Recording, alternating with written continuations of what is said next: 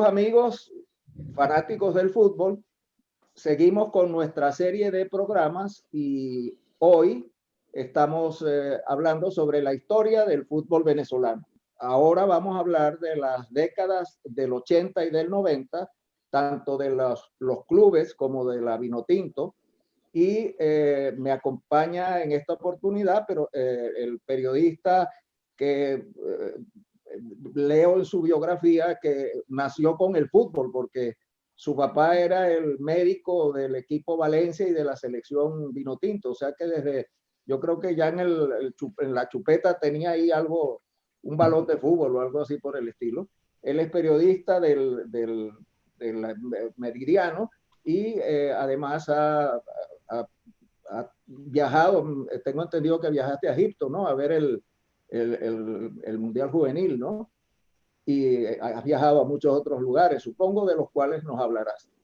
Dejo con ustedes entonces para que nos ilustre sobre lo que sería la década del 80 y del 90 a el periodista Humberto Turinesi y a mi amigo Joel García, que también nos va a hablar después de la década del 2000 al 2020 o de las décadas del 2000 al 2020.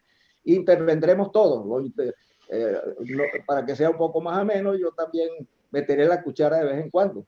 Por ejemplo, tengo que decir que el Trujillano Fútbol Club, mi querido equipo y querido equipo de Joel también, de la ciudad hermosísima de Valera, nuestra ciudad de adopción, pues comenzó justamente en el año 81 y llegó al fútbol profesional ya de primera división en el 84. O sea que corresponde a tu década, Humberto. ¿Tienes entonces la palabra? Sí. Bueno, Francisco, qué gusto. Gracias por la invitación. A Joel también. Lo conozco y sé cuánto le duele desde el buen sentido del fútbol venezolano y sus trujillanos. A usted, Francisco, por cierto. Lo escuchaba ahora antes de comenzar esta tertulia y el agradecimiento para ambos por extenderme la invitación y poder compartir en tertulia y sobre todo para hablar de lo que tanto nos gusta del fútbol venezolano. Lo escuchaba hace un rato cuando estábamos ya por conectarnos y por grabar este espacio y decía que llegó en 1958 a Venezuela. Bueno, vaya coincidencia, mi padre llegó también en 1958 al país, mi papá es italiano, y él llegó el 23 de enero de 1958, Caray. el día del derrocamiento. ¿Sí? Llegó con la libertad. Sí, el día del derrocamiento de Marcos Pérez Jiménez, vino desde Italia. En aquella época no había esos vuelos transatlánticos y bueno, vino en barco con mi nona, con mi abuela, ya mi abuelo estaba aquí, y como buen italiano trajo el fútbol en las venas. Mi padre es siciliano. En aquella época los equipos de la isla de Sicilia no eran equipos potentes, no eran equipos que participaban en la Serie A. Hasta años recientes hemos visto al Palermo, al Catania, equipos que han estado en la Serie A, en la máxima edición del fútbol italiano, pero en aquella época el equipo que adoptaron los sicilianos como suyo fue la Juventus. Y bueno, mi padre llega aquí con 9 años de edad, el 23 de enero de 1958, como les digo, y se radica en Valencia. En Valencia ya había una cantidad importante de italianos, de españoles, de portugueses, esa oleada que llegó después de la Segunda Guerra Mundial, por allí en la década de los 50, hasta los 60, incluso hasta los 70, aunque en los 70 ya comenzó Venezuela a recibir una inmigración principalmente sudamericana, aquellos que escapaban de las dictaduras, correcto, uruguayos, argentinos, colombianos también, colombianos ya hacia los 80 y 90 que escapaban de la guerrilla y del narcotráfico.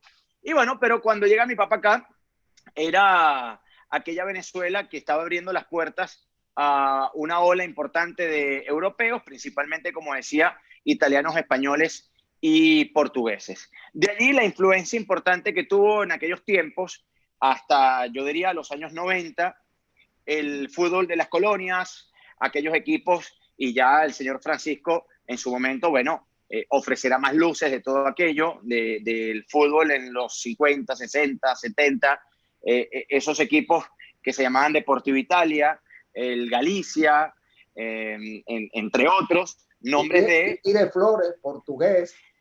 Claro. Y ya en los 80, bueno, total, en los 80 la presencia de Dos Caminos también, Dos Caminos, y en los 80 lo de Marítimo, que fue quizás el último gran equipo, la última gran bandera del fútbol de las colonias, que representaba definitivamente a la colonia portuguesa en Caracas, y fue un club poderoso y muy grande. Pero bueno, hago este preámbulo para explicar un poco de dónde nace este vínculo que yo tengo con el fútbol venezolano, a través de mi padre. Mi padre, bueno, comienza a hacerse un espacio aquí en Valencia, le encantaba el fútbol, y practica en el Colegio Don Bosco, un colegio de sacerdotes. Había una influencia también de la educación eclesiástica y con sacerdotes. Oye, qué cantidad de coincidencias. Yo llegué en el 58 con 10 años, estudié en el Colegio Salesiano de Caracas, en fin, o sea, la verdad que tendríamos que habernos conocido, lo que pasa es que estábamos en ciudades diferentes. Claro, y más adelante le diría a mi padre que también intervenga en algún momento aquí, porque seguramente compartirá muchas anécdotas de la época con este de Francisco, porque son contemporáneos. Sí, sí. Pero bueno, mi padre comienza a practicar el fútbol ya un poco más organizado y federado en Don Bosco, integra selecciones nacionales, selecciones estadales de Carabobo, un zurdo, zaguero central o jugaba de lateral izquierdo, y llega a jugar en el Valencia Fútbol Club. Aquel Valencia que en el año 65 se funda, y ese Valencia que 6 años después de fundado, en 1971, gana el primer y único título del Estado Carabobo en la primera división del fútbol venezolano. Correcto. Es el único título. El año 71, es verdad. Ciertamente. Yo trabajé en Valencia 2 o 3 años, pero el equipo estaba muy mal en esa época que yo estuve en Valencia. Sí, es que, bueno, ha sido parte de la historia del fútbol en el estado Carabobo, las dificultades económicas que han tenido para sostenerse en el tiempo y de manera solvente los equipos aquí. Y bueno, ha sido, digamos, un problema que no es exclusivo del estado Carabobo, sino también en otras regiones. Cuántos tumbos han tenido que dar a lo largo de la historia algunas instituciones. Sí, yo lo viví bien vivido, porque cuando el Trujillanos estaba en segunda, la Federación Venezolana de Fútbol suspendió el campeonato. Y nosotros, que dependíamos de la taquilla, teníamos que esperar, porque no sabíamos si el campeonato se iba a reiniciar o no. Habíamos contratado, por ejemplo, un argentino de nombre Caminachi, que había sido buen jugador en el Galicia, creo, y que cobraba 5.000 bolívares, lo cual en aquel entonces era algo así como una terrible fortuna, ¿no? Y bueno, tuvimos que pagar la nómina 2 meses y quebramos, porque no jugamos en 2 meses, y al final el campeonato ese se suspendió. Pero bueno, sobrevivimos después.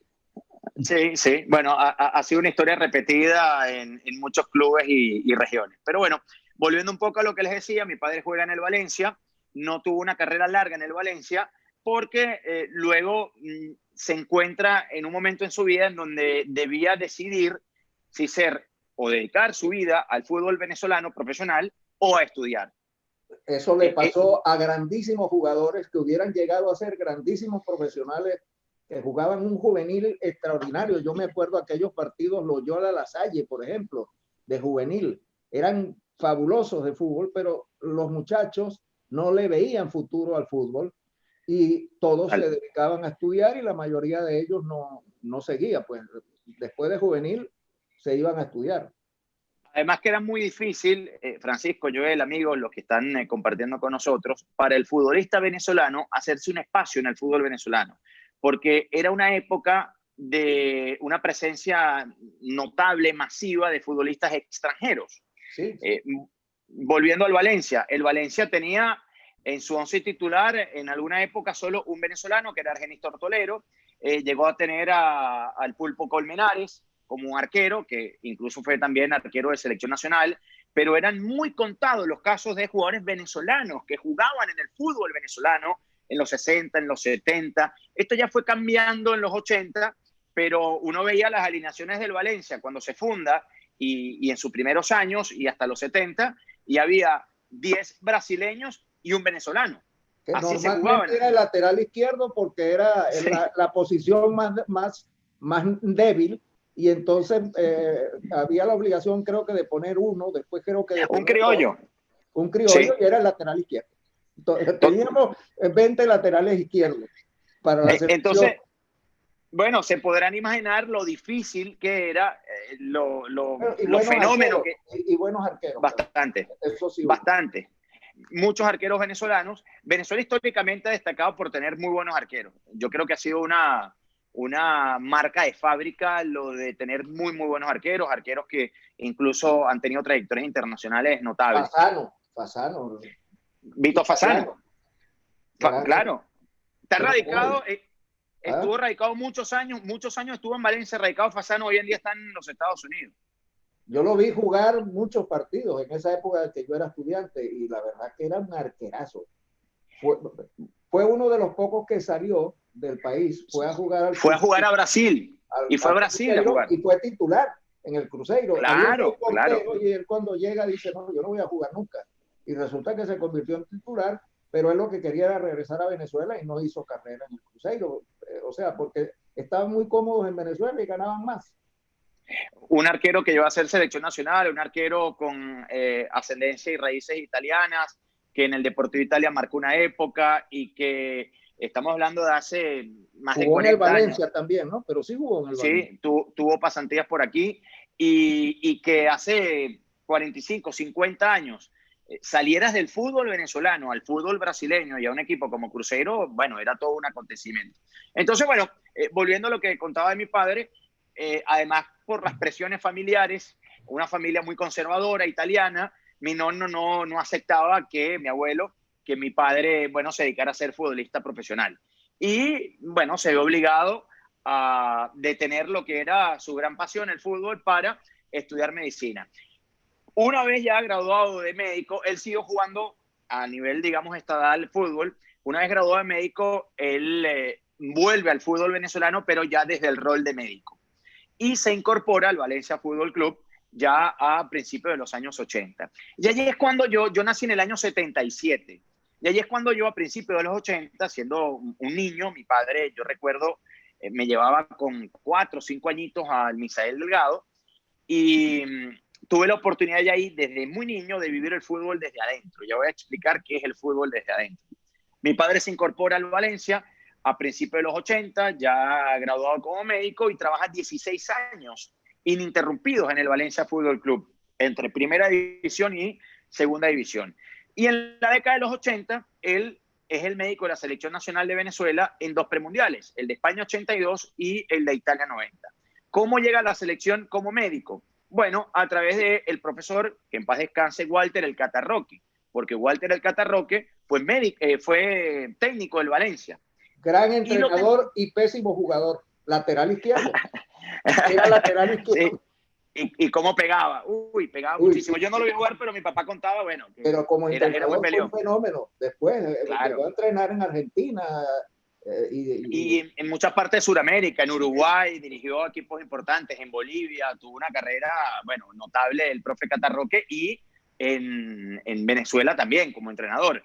Y entonces, siendo Cata Roque médico, técnico del Valencia, mi padre es médico y cuando le dan la selección a Cata Roque para el premundial de España 82, que por cierto en esa época no se jugaba como ahora, el formato de todos contra todos, se armaban grupos. Venezuela en el premundial de España 82, ahí estuvo en el grupo con Bolivia y con la selección de Brasil. De hecho, siempre nos tocaba Brasil. Siempre. En el sorteo, o Brasil o Argentina. En el sorteo, curiosamente, siempre nos tocaba o Brasil o Argentina. Sí.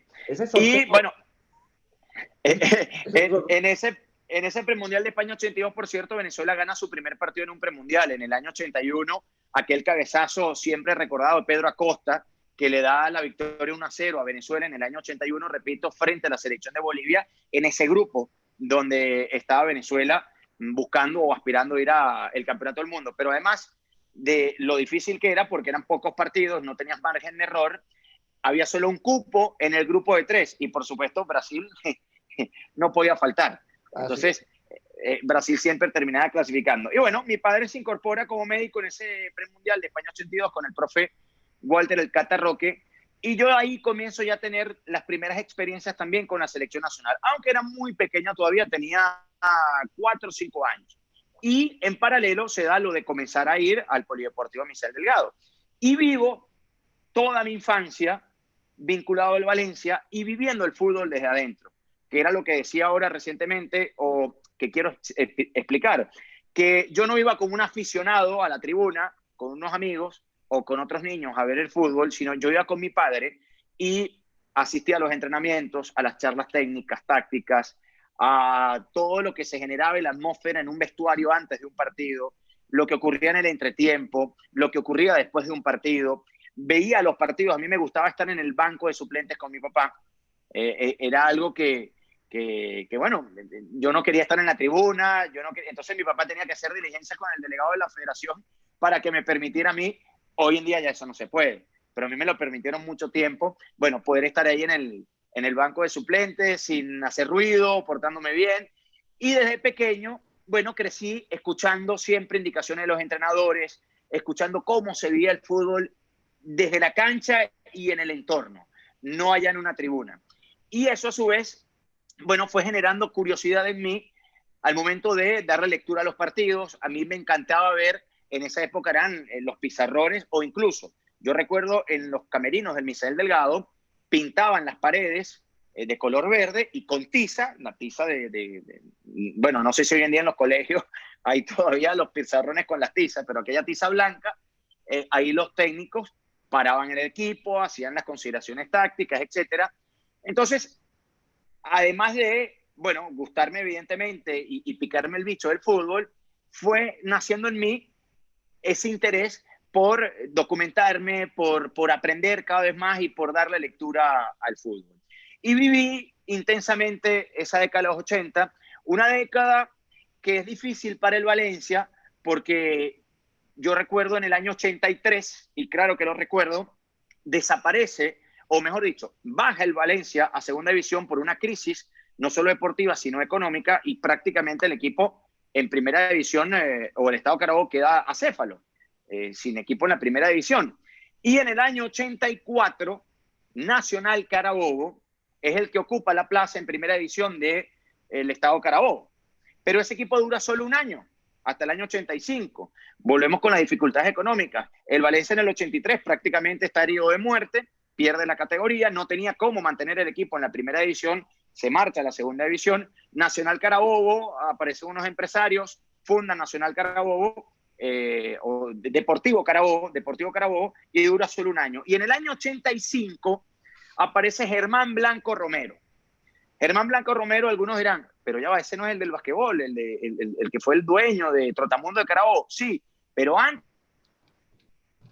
esto, y vaya que luego marcó una época con Trotamundos y ganaron cualquier cantidad de títulos y además construye el Fórum de Valencia con todo lo que representa el Fórum para el baloncesto y espectáculos de entretenimiento, etc. Como buen colombiano, Germán Blanco Romero llega al país. Hablábamos ahora hace un rato, Francisco Joel, de esa oleada de colombianos que llegaron en los 80, bueno, escapando de la crisis que se vivía en ese país. Él llega aquí a Venezuela y dice, yo quiero tener un equipo de fútbol. Y bueno, hace una inversión, se rodea de algunos empresarios y fundan Nacional Carabobo. Yo les abrí primero del Deportivo Carabobo, que estuvo del 84 al 85, desaparece, y en el 85 se funda Nacional Carabobo. ¿Por qué Nacional Carabobo? Porque en un muy buen lobby y negociaciones con la Cervecería Nacional, no sé si se acuerdan, aquella cerveza nacional que invertía mucho en el deporte, bueno, logran un patrocinio importantísimo de Nacional, de Cervecería Nacional, para inyectarles músculo a aquel equipo. ¿Y qué hace Germán Blanco Romero? Dice, yo quiero armar un trabuco. Y resulta que contrata a 6, 7 jugadores de la Selección Nacional de Venezuela en ese momento. Hablo de Guacharaca Baena, Heber Márquez, Nelson Carrero, Venado Castillo, Bobby Eli, entre otros jugadores que eran fijos de la Selección Nacional de Venezuela. Los contratan, claro, con ese músculo financiero que aporta Cervecería Nacional, pero les cuento algo. Todo comienza de manera dramática. La Federación Venezolana de Fútbol no permitió en el pecho, en las vallas y en los espacios del Polideportivo Misael Delgado la publicidad de Cervecería Nacional por el asunto de ser, bueno, alcohol. Entonces, Cervecería Nacional retira el patrocinio. Dice, bueno, si yo no voy a tener presencia de marca, es absurdo hacer esta inversión multimillonaria si no vamos a tener, no era la época de las plataformas digitales, que tú dices, bueno, hoy en día no puedo hacer una publicidad en televisión o en radio de alcohol, pero lo puedo hacer en plataformas digitales. No, en aquella época o el equipo y el estadio lo forrabas con la presencia de marca, o definitivamente era muy difícil mostrarte como sponsor. Entonces Cervecería Nacional, comenzando el campeonato, ya había televisión, ya transmitía la televisión el fútbol nacional. Era muy esporádico, Francisco. Por ahí BTV te hacía algún juego, RCTV comenzó a hacer algo en los 80 y coincidió aquello también con los mundialitos, pero era un partido cada cierto tiempo, no con la frecuencia de años recientes. Entonces, pero es que esto fue una prohibición de la Federación Venezolana de Fútbol, no de algún ente del Estado. Siempre colaborando. Entonces, bueno, esto significó un duro golpe. De colaboración, sí. Era un desastre. Totalmente. Siempre. Eso lo peleó muchísimo. Germán Blanco le decía, señores, si ustedes no permiten que el sponsor tenga presencia de marca en el estadio, definitivamente se va a retirar y el equipo va a quebrar, porque yo no voy a... No les gustaba que estuviera ese equipo, punto. Totalmente, totalmente. Y esto decepciona tanto a Germán Blanco que Nacional Carabobo duró solo un año y con 7 jugadores de la Selección Nacional de Venezuela, los que mencionaba ahora, del 85 al 86, y desaparece el equipo y él se marcha a Trotamundo de Carabobo, compra la franquicia y bueno, luego allí marca una época en el baloncesto venezolano. Entonces, yo desde niño viví todo aquello de manera hasta traumática, porque me identifico con el Valencia, prácticamente desaparece el Valencia, se funda Deportivo Carabobo en el 84, desaparece al año, se genera una enorme expectativa con Nacional Carabobo, jugadores de selección nacional, dura apenas un año, desaparece en el 86, y entre el año 86 y año 90 hubo un vacío en la primera edición de equipos carabobeños. Valencia seguía en la segunda, dándose golpes allí, sobreviviendo. Desaparecidos Nacional y Deportivo Carabobo, pasó 4 años el Estado Carabobo sin tener equipos en primera edición, hasta que el Valencia, en la temporada 90-91, logra el ascenso y apenas un par de temporadas después vuelve a bajar y a partir de allí, bueno, la historia termina ya o tiene un final en la temporada 96-97 cuando pasan a ser el Carabobo Fútbol Club. Bueno, un poco contarles lo que era aquella época de los 80, principios de los 90, en el estado de Carabobo, de donde soy, y llevándolo a nivel nacional. Yo nací en el año 77, les decía. En ese año, Portuguesa es campeón. La década de los 70 fue dominada por el Portuguesa. 5 títulos. El primer pentacampeón que tuvo el fútbol venezolano, el primer equipo que ganó 5 títulos. Y todos los gana en la década de los 70. Y en el año 77 fue uno de los títulos que ganó. Y luego en el 79, Deportivo Táchira corta una racha de 4 títulos seguidos que tenía Portuguesa. Y ahí viene el dominio, por eso hago referencia a Táchira, año 79, porque esto da pie a la década de los 80, y ahí comienza un dominio de los equipos de los Andes. Todo esto concentrado en Mérida y en el estado Táchira. Sí. ¿Por qué? Táchira corta esa racha de Portuguesa y traslada ese dominio a los Andes. Entonces, entre Deportivo Táchira, Unión Atlético Táchira, el Deportivo San Cristóbal, ULA Mérida y Estudiantes de Mérida, resulta que, bueno, dominan durante 8 años el fútbol venezolano. Entre esos equipos, hasta el año, por aquí lo tenía, hasta el año 86, que es el último que gana Unión Atlético Táchira, allí se corta esta racha de 8 títulos seguidos entre los equipos de los Andes, Mérida y Estado Táchira, porque aparece Marítimo en la temporada 86-87 y allí gana el primer título Marítimo. Marítimo que, bueno, es un club que fundan portugueses, principalmente de Madeira, de Funchal, inmigrantes y que estaban radicados en Caracas, y allí entonces cambia la dinámica de... portuguesa más numerosa, la gente nacida en Madeira. Era... Totalmente, exacto. Totalmente. Ganan 2 títulos seguidos Marítimo, aparece en el 88 Mineros de Guayana, en la 88-89 es el único título, la única estrella que tiene Mineros de Guayana, un equipo de muchísima tradición, pero que solo ha ganado un título absoluto en el fútbol venezolano, luego ha ganado torneos cortos, ha ganado Copas Venezuela, pero no ha podido ganar una estrella, un título absoluto. Lo único que tiene es 88-89, por ahí se le cruza en el camino a Marítimo, que había ganado un par de títulos. Vuelve a ganar Marítimo en el año 89-90. Julia de Fútbol continuará la próxima semana. No dejes de ver la segunda parte de esta interesante historia sobre la Vinotinto entre los años 80 y los 2000.